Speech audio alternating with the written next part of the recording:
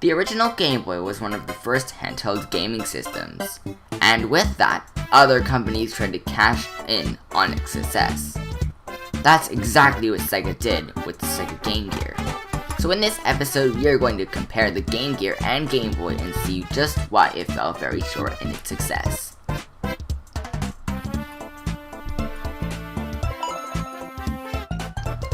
First, let's take a look at the size of the Gamegear, which is very bulky and not as pocket-friendly as the Game Boy.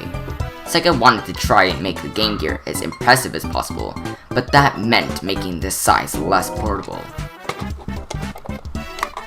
The Game Boy's battery life can last up to 30 hours, with only 4 AAA batteries, while the battery life on the Sega Gamegear is quite poor, lasting up to 3 hours, with 6 AAA batteries, because there is a backlight.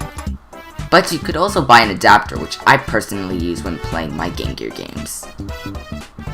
Now let's talk about the displays. The original Game Boy had a monochrome display that was greenish, and the Sega Gamegear had a color screen that could display around 4,000 colors.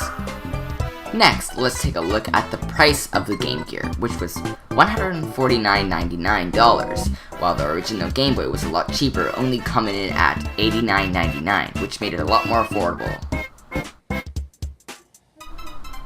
But enough about the hardware. Now we are going to take a look at the main aspect about a system, which is of course the games.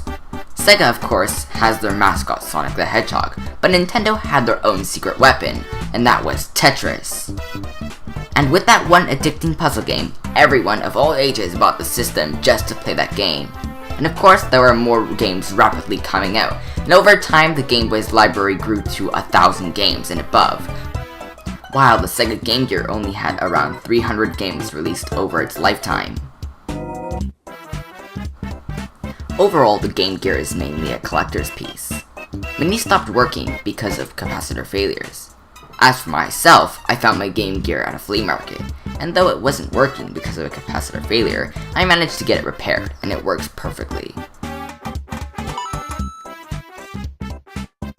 If you like this video, make sure to hit the subscribe button for more upcoming weekly content on Anton Retro.